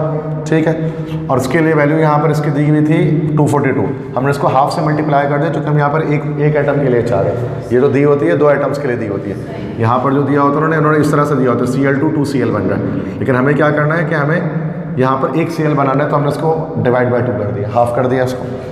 उसके बाद गैशियस फॉर्म से मतलब यहाँ पर फिर हमारे पास इस तरह से इलेक्ट्रॉन सेंटर हुआ, फॉर्मेशन ऑफ एनाइन हुआ। ठीक है, एक इलेक्ट्रॉन एंटर हुआ इसके अंदर, तो इलेक्ट्रॉन एफिनिटी वैल्यू दी हुई है, देखो ये रही इलेक्ट्रॉन एफिनिटी -348.5, ये हमने electron delta H not E लिख दिया -348.5 किलो जूल पर मोल इलेक्ट्रॉन एफिनिटी। फिर फाइनली क्या होगा, कैटाइन एनाइन बन गया हमारे पास, दोनों को प्लस कर देंगे, ये जुड़ जाएगा। लेटेस्ट एनर्जी भी गिवन की गई हमारे पास -639, तो मैंने माइनस का 639 कर दिया। अब हीट ऑफ फॉर्मेशन क्या चीज़ होगी भाई, हीट ऑफ फॉर्मेशन में इन सबको हम क्या करेंगे, लाइन से प्लस कर देंगे, इन सबको प्लस करते जाए लाइन से, ये -431.5 किलो जूल पर मोल आ जाएगा। बस समझ में आ गई? तो बस ये सारे के सारे आपस में प्लस हो जाएंगे, तो हमें पता लग जाएगा कि RbCl जो है वो उसकी हीट ऑफ फॉर्मेशन कितनी है। तो मसला ठीक है। MCQs की तरफ आते हैं। फर्स्ट MCQs है least entropy found in which of the following state of water. देखो एक चीज़ आपको याद रखनी है, एंट्रोपी किसे कहते हैं, disorderness of the system. Yes, entropy is actually the disorderness of system या डिसऑर्डरनेस ऑफ मॉलिक्यूल्स। और मॉलिक्यूल जितना ज़्यादा मूव करेंगे ना उतना ज़्यादा वो डिसऑर्डर्ड होते हैं, उतनी ज़्यादा उनके अंदर एंट्रोपी होती है। अब आपको पता है गैसेज और लिक्विड्स के मॉलिक्यूल बहुत ज़्यादा मूव करते हैं, तो उनके अंदर एंट्रोपी ज़्यादा होती है, और सॉलिड्स के मॉलिक्यूल सिर्फ वाइब्रेशन कर रहे होते हैं, मूव नहीं कर रहे होते हैं, इसलिए सॉलिड्स की एंट्रोपी सबसे कम होती है। तो इनमें कह रहे हैं कि बताओ इन चारों में सबसे कम एंट्रोपी किसकी है, तो जो सॉलिड आपको मिल रहा है आपको बता दें। सॉलिड स्टेट में क्या होगा इन चारों में से, I set 0 degree centigrade, D option correct हो गया, सही है। नेक्स्ट सेकंड है the energy corresponds to the given thermochemical process is labelled as, ये इक्वेशन एक दी हुई है। अच्छा, ये पूछ रहे हैं कौन सी एनर्जी यहाँ पर ये है, आयनाइजेशन एनर्जी है, लेटिस एनर्जी है, मतलब इस इक्वेशन में जो एनर्जी हमारे पास आएगी वो कौन सी एनर्जी होगी, लेटिस एनर्जी बिल्कुल होगी, चूँकि दैट से बात है गैशियस साइंस मिल जाए, लेटेस्ट एनर्जी बी है ना, बी ऑप्शन। थर्ड है which of the following change is not an endothermic reaction, इनमें से कौन सा चेंज एंडोथर्मिक नहीं है? Combustion. यस, कंबस्टन हमेशा एक्सोथर्मिक होता है ब्यूटेन्स के, ठीक है। फोर्थ है heat transfer can not be feasible across the boundary of, मतलब हीट ट्रांसफर किस में नहीं होता? कौन से सिस्टम इन चारों में से हीट इधर से उधर ट्रांसफर नहीं हो सकता अक्रॉस द बाउंड्री, सिस्टम से सराउंडिंग की तरफ? हाँ, Isolate में नहीं होता। आइसोलेटेड में ही हीट ट्रांसफर नहीं होती है ना भाई, ओपन और क्लोज में तो हीट ट्रांसफर होती है। Close, हाँ, सही। सही ना भाई? मतलब वो matter transfer। यस बिल्कुल, आइसोलेटेड सिस्टम में हीट ट्रांसफर फिजिबल नहीं होती, बट एक परफेक्ट आइसोलेटेड सिस्टम एग्जिस्ट नहीं करता, तो ये हीट कहीं ना कहीं ट्रांसफर हो रही होती है। क्लियर है ये चारों एमसीक्यूज? फिफ्थ एमसीक्यूज है which of the following enthalpy change is always negative, इनमें से कौन सी एंथैल्पी चेंज हमेशा नेगेटिव में वैल्यू आएगी? कौन सी एंथैल्पी, कौन सी हीट एनर्जी चेंज हमेशा नेगेटिव आएगी? यस, एंथैल्पी ऑफ कंबस्शन हमेशा नेगेटिव आएगी, सिंपल है, क्योंकि एक्सोथर्मिक चेंज है। नेक्स्ट है standard enthalpy of formation of all the following elements at 25 degree centigrade and 180 atm is pressure at zero accept, इनमें से किसकी एंथैल्पी चेंज जीरो नहीं होगी? चारों में से 3 की जीरो है, 1 की जीरो नहीं है। Standard heat of formation Zero नहीं है। नहीं है, जीरो तो 3 की जीरो, 1 की नहीं है जीरो, किसकी जीरो नहीं होगी? यस, डायमंड, क्योंकि हमने पढ़ा था कि अगर देखो ग्रेफाइट की जो जीरो है यस स्टेबल है, तो डायमंड की जीरो नहीं होगी। ऑक्सीजन की तो जीरो होगी, ओजोन के मुकाबले में बताया तो ऑक्सीजन स्टेबल होता है, और नाइट्रोजन एलिमेंटल स्टेट में तो ये भी जीरो होगी, ठीक। सेवंथ है in the equation of first law of thermodynamics delta equal to Q plus W the property which depends upon initial and final state, इन दोनों में से कौन सी वैल्यू इनिशियल और फाइनल स्टेट पर डिपेंड करती है? मतलब जिसको 1 और 2 कह सकते हैं, इनिशियल फाइनल स्टेट फंक्शन बताया था, यस डेल्टा ई में ही इनिशियल E2 माइनस E1 होगा, नहीं इनिशियल और फाइनल कर सकते हैं। वर्क डन और हीट को तो इनिशियल फाइनल नहीं कर सकते, तो इसलिए ये हमारे पास जो है वो स्टेट फंक्शन होता है ना, delta E change internal energy, क्योंकि डेल्टा आ सकता है इसमें। क्लियर है? नेक्स्ट है विच स्टेटमेंट इज इनकरेक्ट, इन चारों में से कौन सी स्टेटमेंट इनकरेक्ट है?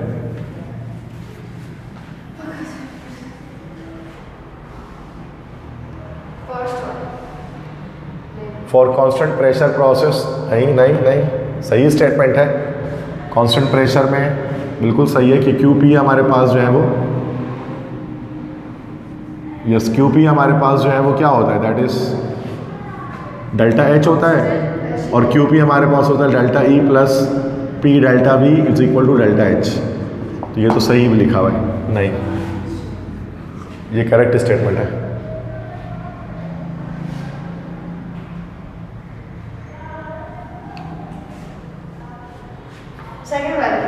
नहीं, सेकंड वाली भी नहीं है, तो क्यू भी हमने पढ़ा था ना कि whatever heat you are giving at constant volume process it only increase the internal energy without doing any work done.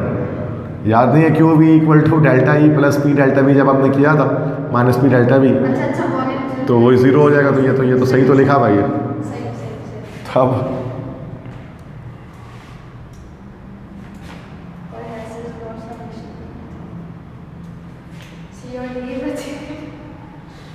D तो सही कह रहे हैं यहाँ पर कि समेशन ऑफ ये साइकिल इक्वल टू जीरो, ये सी ऑप्शन करेक्ट है भाई।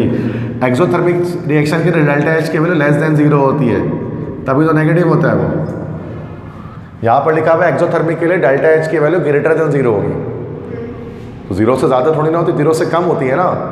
एक्सोथर्मिक में डेल्टा एच कैसा आता है, हमेशा नेगेटिव आता है ना, तो नेगेटिव का क्या मतलब होगा, less than zero, greater than zero थोड़ी ना होगा।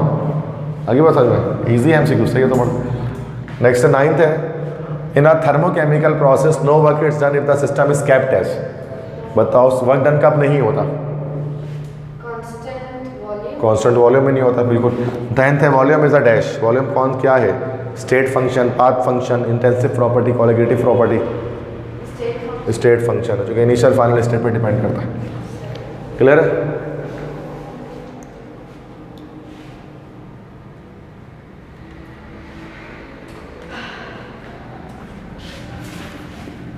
नेक्स्ट उसके बाद न्यूमेरिकल्स पे आते हैं, उसके क्वेश्चन नंबर 2 है न्यूमेरिकल का इसके। Using the data in table 11.2 calculate the standard enthalpy change for each of the following reactions. दो रिएक्शंस दिए गए भाई, इसको 1 2 कह सकते हैं। अब दोनों के लिए हमें क्या करना है भाई, हीट ऑफ फॉर्मेशन को, स्टैंडर्ड एंथैल्पी चेंज को हमें मालूम करना है, डेल्टा एच नॉट एफ मालूम करना है। और ये हमने पता था, हमें सबसे इसके लिए क्या करना पड़ेगा, प्रोडक्ट माइनस रिएक्टेंट का फॉर्मूला लगेगा। ठीक है, टेबल 11.2 दी गई, यहाँ से वैल्यूज़ को हम निकाल लेंगे। तो सबसे पहले प्रोडक्ट माइनस रिएक्टेंट ना, तो यहाँ पर जैसे कि ये समेशन था ना, 2 number of moles of product, तो ये 2 मोल्स हैं मल्टीप्लाई है, और वाटर का कितना है H2O का, यहाँ से देखना पड़ेगा, वाटर का -285.8, तो -2 मल्टीप्लाई बाय माइनस का 285.8, इसके बाद प्लस, और ये सल्फर डाइऑक्साइड के लिए 2 से मल्टीप्लाई किया हमने किसको, SO2 का यहाँ पर चार्ट में कहाँ पर है, सल्फर डाइऑक्साइड ये रहा -296.8, -296.8। ठीक है, तो ये एक हमारे पास आ गया बच्चे। फिर माइनस करेंगे इसको रिएक्टेंट से। अब रिएक्टेंट का हमारे पास है 2H2S, 2 multiply by H2S। H2S का कितना है, हाइड्रोजन सल्फाइड का देखो कहीं ना कहीं होगा, ये H2S का -20.17, -20.17। ठीक है, उसके बाद प्लस, अच्छा ये ऑक्सीजन का आपको पता नहीं होगा, जो इसका तो 0 होता है ना, तो इसको ओवरऑल कैलकुलेशन कर लें इसकी, कैलकुलेटर में डायरेक्ट कैलकुलेट हो जाएगा। बुक में आंसर मेंशन है इसका,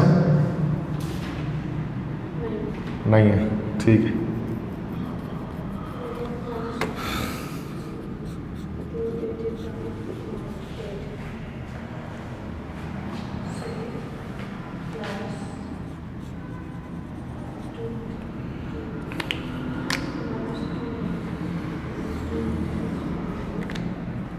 जब हमने कैलकुलेट किया तो ये आ गया -1124.2 किलो जूल पर मोल। बिल्कुल इस तरह से सेकंड के लिए भी हमें निकालना पड़ेगा। इसमें क्या, प्रोडक्ट माइनस रिएक्टेंट 2 Fe है, तो आयरन, देखो आयरन को यहाँ पर छोड़ना पड़ेगा हमें, Fe को, चुके आयरन यहाँ पर हमारा फ्री स्टेट पर एलिमेंट है, तो उसका 0 होता है, उसको छोड़ देते हैं। CO2 ले लेते हैं, CO2 का कितना 3 मोल्स है, तो पहले हम 3 मल्टीप्लाई बाय कर देते हैं CO2 हमारे पास ये रहा -393.5, -393.5। ठीक है, उसके बाद माइनस, फिर रिएक्टेंट्स देख लेंगे। रिएक्टेंट्स हमारे पास है Fe2O3 1 मोल है, तो बस डायरेक्टली 1 मल्टीप्लाई बाय Fe2O3 का कितना है, फेरिक ऑक्साइड का, this is -824.2, -824.2 and it should be, और फिर ये हमारे पास प्लस किससे हो जाएगा, 3CO, 3 multiply by carbon monoxide का कितना है, -110.5, -110.5। तो उसको कैलकुलेशन करें इसके,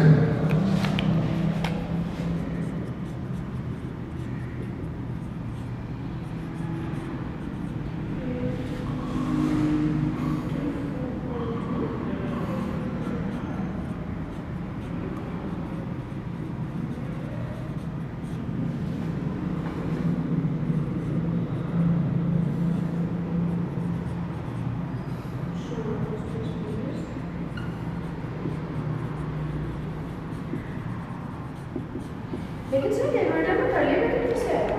क्या कैलकुलेटर में ऐसे कर्ली ब्रैकेट कैसे आएगा? कर्ली ब्रैकेट नहीं आएगा तो कोई इशू नहीं है इसमें, आप अलग अलग कैलकुलेशन कर ले, कोई ऐसा मसला नहीं, अपने तौर पे आप कर लें।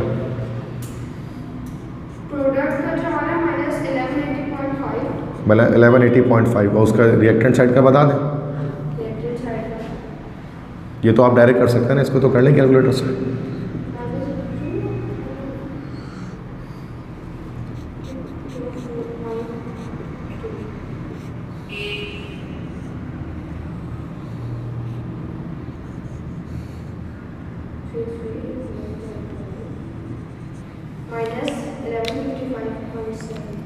-1155.7, दोनों का प्लस कर दें,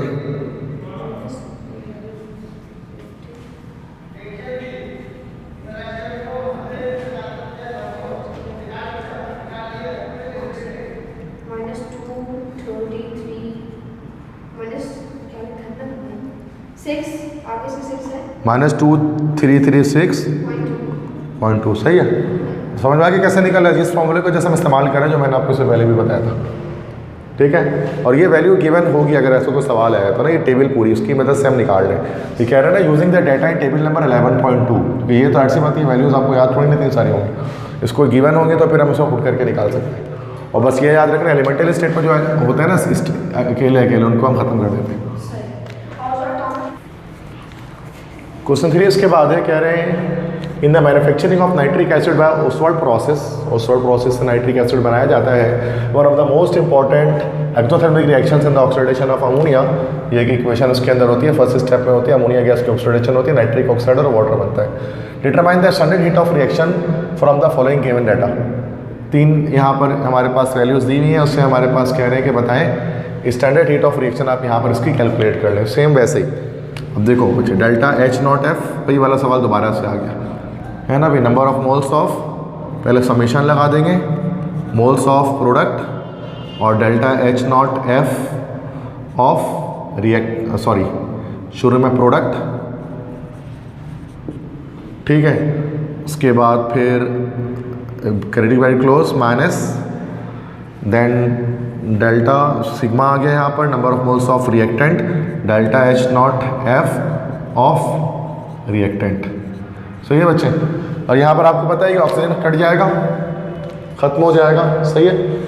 तो यहाँ पर ये हमारे पास सबसे पहले क्या आ जाएगा कि 4 NO है ना, तो 4 मल्टीप्लाई बाय NO की कितनी है 90.25 प्लस इसके बाद हमारे पास क्या है भाई 6 वाटर, 6 मल्टीप्लाई बाय वाटर है H2O का कितना आ जाएगा -285.8, ठीक है। उसके बाद फिर माइनस, और यहाँ पर सिर्फ अमोनिया का आएगा 4 मल्टीप्लाई बाय अमोनिया कितना है -46.19, सही है। कैलकुलेट करें इसको ओवरऑल।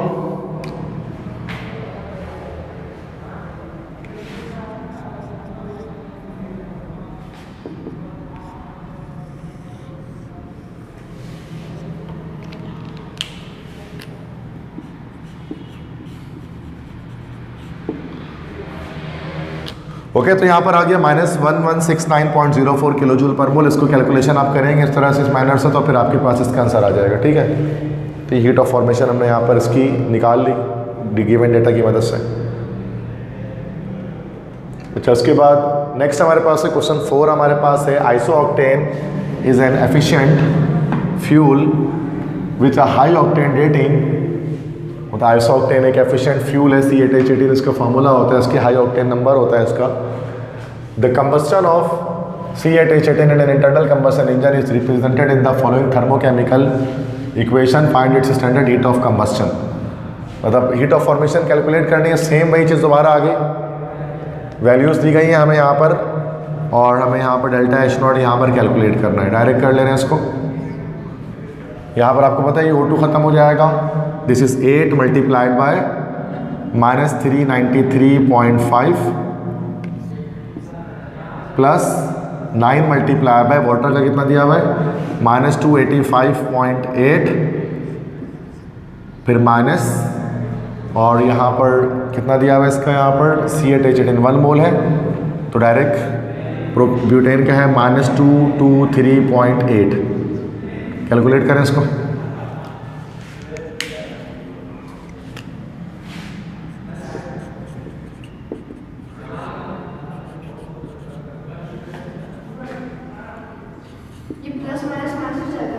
जी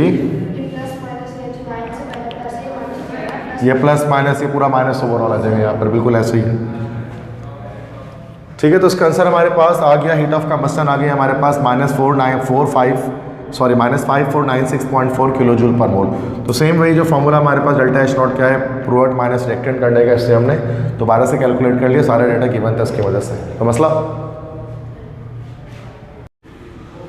ओके। क्वेश्चन 5 कह रहे हैं glycerol is a well known organic compound. Glycerol जिसका फॉर्मूला ये है, ये एक well known organic compound due to its versatile uses. Calculate the standard enthalpy of formation of glycerol from the data given below. अब यहाँ पर हमारे पास equations देखें, इक्वेशन 1 2 3, इससे आप क्यों कह रहे हैं भाई आप इसकी जो है ना हीट ऑफ फॉर्मेशन कैलकुलेट करें फर्स्ट इक्वेशन की। तो देखिए उसका तरीका क्या है, मैंने बताया 3C है ना, तो ओवरऑल को हम 3 से मल्टीप्लाई कर देंगे, ये ओवरऑल 3 से मल्टीप्लाई हो जाएगा। gases का है या water? यहाँ पर देखो, इसमें यहाँ पर देखें इक्वेशंस यहाँ पर आ गए ना, यहाँ पर हमसे क्या कह रहे हैं, calculate the standard enthalpy of formation of glacier. अब यहाँ पर एक पूरी इक्वेशन, मल्टीपल इक्वेशंस यहाँ पर दी गई हैं। अब यहाँ पर मल्टीपल इक्वेशन किसी एक एक कंपाउंड की नहीं दी गई। इससे पहले जो क्वेश्चन हमारे पास आए थे, अब जैसे देखो पीछे जो क्वेश्चन है, इसमें कंपाउंड्स की हमें वैल्यूज़ दी हुई हैं, ठीक है। इसमें वो माइनस वाला फॉर्मूला लगेगा। इसमें भी देखो कंपाउंड्स की वैल्यू दी हुई है, समझ गए, इसमें कंपाउंड्स की वैल्यूज़ दी हुई है। अब यहाँ पर क्या है कि आगे कंपाउंड्स की वैल्यू नहीं दी, पूरी इक्वेशन दी हुई है और इक्वेशन की डेल्टा एच की वैल्यू दी हुई है, देखो। तो इसमें अब यहाँ पर जो है हमें क्या करना पड़ेगा, जो अभी हमने इससे पहले नहीं सवाल किया थीटा फॉर्मेशन का, वो करना पड़ेगा। इसके लिए क्या तरीका होता है, दोबारा तरीका एक्सप्लेन कर रहा हूँ कि ये है हमारे पास 3 कार्बन है ना, तो यहाँ से ओवरऑल इसको किससे 3 से मल्टीप्लाई कर देंगे और ये 4 हाइड्रोजन है, तो ये ओवरऑल 4 से मल्टीप्लाई हो जाएगा ये इक्वेशन, ठीक है। फिर उसके बाद दोनों को प्लस कर देंगे, ठीक है। स्टार्ट में ये करना हमें, तो पहले इसको ये फर्स्ट और ये सेकंड इक्वेशन है, ठीक है। सर इस दोनों को प्लस, दोनों को हम क्या करेंगे भी प्लस कर देंगे, मतलब इसको हम मल्टीप्लाई करेंगे। ये हमारी डिजायर्ड इक्वेशन है ना, इसको हम 3 से मल्टीप्लाई करेंगे, इसको हम 4 से मल्टीप्लाई करेंगे, फिर दोनों को जो है वो प्लस कर देंगे, ठीक है। अच्छा, और हमें बनाना ये वाली इक्वेशन है ना, ठीक है, सही, ओके। तो पहले इसको 3 से मल्टीप्लाई कर देंगे, हो गया 3c, मतलब इसको हम इस तरह लिख सकते हैं कि मल्टीप्लाई इक्वेशन नंबर 3/3 एंड, या इक्वेशन नंबर इसको 1 to 3 का नाम इस तरह दे देते हैं, 1 2 3, multiply equation number 1/3 and equation number 2/4, then add both the equations, ठीक है। तो अभी हो जाएगा हमारे पास 3c + 3o2 और ये बन रहा है 3co2 और डेल्टा एच नॉट, इसकी वैल्यू भी मल्टीप्लाई, इसको करें यहाँ पर मल्टीप्लाई 3 से 1180.5 किलो जूल पर मोल। अब इसको 4 से करते हैं, ये हो जाए हमारा 4h2 प्लस ये 4/2 हो जाएगा 2o2, जब इसको 4 से मल्टीप्लाई करेंगे तो ये 2 बच जाएगा, है ना भाई। इसके बाद 4h2o और इसको 4 से मल्टीप्लाई करते हैं, इसकी वैल्यू को -1143.2 किलो जूल पर मोल। दोनों को प्लस कर देते हैं, ये आ गया 3c + 4h2 + 5o2, 3co2 + 4h2o। इन दोनों एंथैल्पीज को प्लस करें,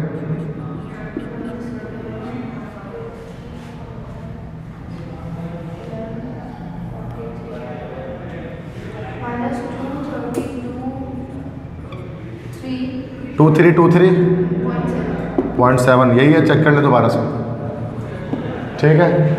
इसके बाद ये लास्ट वाली इक्वेशन से माइनस कर देंगे, C3H8O3 प्लस, अच्छा ये हमारे पास 3 to the 4 और 5/2 हो गया ना, ये हमारे पास 3 to the 4, 4 और 1 5 मिक्स फ्रैक्शन में लिखा हुआ है, इसको हम 3 to the 4 और 5/2 कर लेंगे, 5/2O2 और ये बन गया हमारे पास 3CO2 + 4H2O और डेल्टा एच नॉट इसका कितना हमारे पास है, -1654.1 किलो जूल पर मोल। अब देखें ज़रा, ये कैंसिल, जब माइनस कर रहे हैं तो माइनस हो जाएगा, कैंसिल, ठीक है। अब यहाँ पर क्या बच गया हमारे पास, 3c + 4h2 प्लस, अब ये 5 - 5/2, ये 5O2 है और ये -5/2O2 है, तो 5 - 5/2 कितना हो गया, ये हमारे पास 2 आ गया और यहाँ पे 2 तो 5 to the 10 - 5, तो ये 5/2 आएगा, 3 to the 6 और 1, सॉरी 3 to the 6 और 1 7/2 होगा ना, 7/2 हो गया, ठीक है, ओके। तो 5 - 7/2 ये हो जाएगा 2 और ये 5 to the 10 - 7/2, ये 3/2 हो गया। आती है एलसीएम लेना आपको, ठीक है। तो 3/2O2 और ये माइनस का इधर पर है ना, C3H8 उधर गया तो प्लस का हो जाएगा, C3H8O3। अब देखें यहाँ पर ये इक्वेशन सेम ऐसे बन गई, ऊपर वाली जो डिजायर्ड इक्वेशन थी हमारी इजी ऐसे आ गई, मतलब हमने इस दोनों को प्लस करके इससे माइनस कर दिया, ठीक है। इसको अभी यहाँ पर करें जरा, इसको -2323.7 + 1654.1, इसकी हीट ऑफ फॉर्मेशन बता दें कितनी आ गई, क्या ये -6669 आ रही है? प्लस करना है इसको। यस, ये प्लस हो जाएगा ना, जो कि सब्सट्रैक्ट कर रहे हैं तो साइन चेंज हो जाएगा।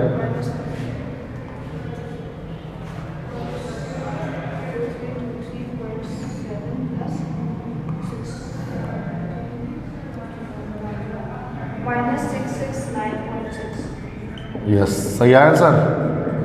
समझ में आया कैसे हुआ ये?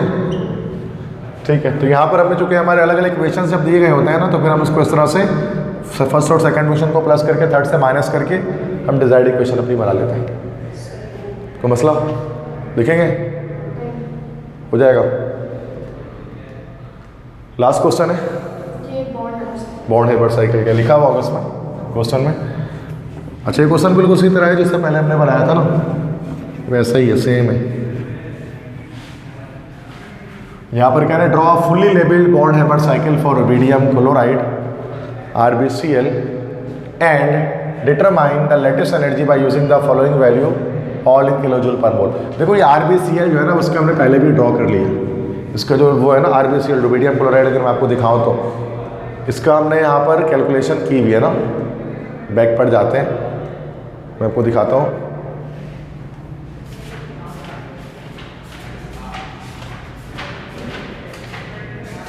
ये रही, तो रुबिडियम क्लोराइड के ये बॉन्ड हेबर साइकिल जिसको हम कहते हैं वो डायग्राम बनाया हुआ है। तो ये वाली डायग्राम दोबारा से इसमें बन जाएगी, तो वो मैं दोबारा नहीं कर रहा, टाइम वेस्ट होगा, ठीक है ना। ऐसे भी क्लास एंड होने वाली है। तो बाकी यहाँ पर देखते हैं और क्या कह रहे हैं इसके अलावा कि रुबिडियम क्लोराइड RbCl जो सॉल्ट है उसकी बॉन्ड हेबर साइकिल ड्रॉ करें। एक चीज़ तो ये बात कर रहे हैं आपसे, और उसके अलावा क्या बात कर रहे हैं, and determine the lattice energy, और लेटेस्ट एनर्जी कैलकुलेट करें बाय द गिवन वैल्यूज़ की वजह से। अब देखो सारी वैल्यूज़ दी हुई हैं, इससे हमें यहाँ पर लेटेस्ट एनर्जी की कैलकुलेशन करनी है, ठीक है। देखो सबसे पहली चीज़ हमारे पास क्या होती है कि जो हमारे पास रुबिडियम है Rb, ये सॉलिड से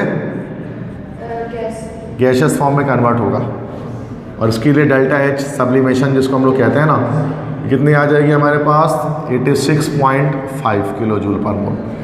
इसके बाद क्या होगा कि ये हमारे पास इसको हम हीट करेंगे और ये इलेक्ट्रॉन लॉस करेगा। जब इलेक्ट्रॉन लॉस करेगा तो Rb प्लस बन जाएगा इलेक्ट्रॉन लॉस करके, ठीक है। कैटाइंस की फॉर्मेशन होगी, तो डेल्टा H IE लिख रहे थे ना, आयनाइजेशन एनर्जी, ये कितनी है इसकी है IP, ये हमारे पास 403 है किलो जूल पर मोल। कैटाइन की फॉर्मेशन को एनाइन में सबसे पहले क्या करना पड़ेगा कि Cl2 है ना, उसको Cl बनाना पड़ेगा। तो ये डेल्टा H की वैल्यू उसकी डिसोसिएशन होती है ना, एटोमाइजेशन जिसको हम कहते हैं। तो यहाँ पर ये Cl2 है, तो ये 242 डिवाइड बाई 2 हो जाएगा ना, 1/2। तो ये हम डायरेक्ट लिख रहे हैं 141 किलो जूल पर मोल हो गया। शॉर्टकट कर रहा हूँ मैं, ठीक है। इसके बाद क्या होता है कि ये Cl हमारा इलेक्ट्रॉन गेन करेगा, एक इलेक्ट्रॉन गेन करेगा, ये Cl माइनस में कन्वर्ट होगा गैसियस स्टेट में। तो ये हमारे पास इसको हम लोग इलेक्ट्रॉन एफिनिटी कहते हैं ना, इलेक्ट्रॉन रिलीज होगी। कितनी इलेक्ट्रॉन एफिनिटी Cl की -349 किलो जूल पर मोल, ठीक है। आप यहाँ पर सॉल्यूशन कर रहे हैं। इसके बाद अब क्या होगी, लेटेस्ट एनर्जी है ना, Rb प्लस और ये Cl माइनस, दोनों मिलकर RbCl बन जाएंगे, और लेटेस्ट एनर्जी इससे से निकलेगी। और लेटेस्ट एनर्जी भी दी हुई है क्या? नहीं, वो कैलकुलेट करनी है, लेटेस्ट एनर्जी की कैलकुलेशन करनी है। और heat of formation delta H0F दिया हुआ है इस ओवरऑल कंपाउंड का, कि रुबिडियम और क्लोरीन गैस दोनों मिलकर RbCl जो बनते हैं, ठीक है, जो दोनों मिलकर जो RbCl रुबिडियम क्लोराइड बनेंगे, यहाँ बैलेंस करने के लिए हाफ लगा देते हैं। तो इसके लिए डेल्टा H0F की वैल्यू दी हुई है, कितनी दी हुई है ये? यस, कहाँ गई, ये रही, माइनस का 430.5 किलो जूल पर मोल। अब हम यहाँ पर सबको ऐड कर लेते हैं, ठीक है। डेल्टा H0F ये बराबर होगा सबसे पहले डेल्टा H सब्लिमेशन, फिर डेल्टा H IP मतलब ionization energy, plus delta H atomization D जिसको हम कह रहे हैं, फिर delta H electron affinity EA, फिर plus delta H lattice energy. Lattice energy निकालनी है, ठीक है। तो हम बस सब कुछ को ऐसे ही रखते हैं, डेल्टा H लेटेस्ट एनर्जी, पहले वैल्यूज पुट कर देते हैं ना, शॉर्टकट हो जाएगा। तो ये, या फिर हम लेटेस्ट एनर्जी एक तरफ कर लेते हैं, मर्जी है कुछ भी कर ले आप, इसको लेटेस्ट एनर्जी निकालनी है ना, पहले वैल्यूज भी पुट कर देते हैं। ये हमारे पास आ जाएगा -430.5 is equal to delta H sublimation कितनी है भाई हमारे पास 86.5 प्लस आयनाइजेशन कितनी है 400 प्लस डिसोसिएशन कितनी है 141 प्लस इलेक्ट्रॉन एफिनिटी कितनी है डायरेक्ट माइनस कर लेते हैं -349 और लेटिस एनर्जी निकालनी है plus delta H L E. पहले आप क्या करें भाई, इन सबको प्लस कर, इन सब इतनी इतनी कैलकुलेशन करें। 86.5 प्लस 403 प्लस 141 माइनस 349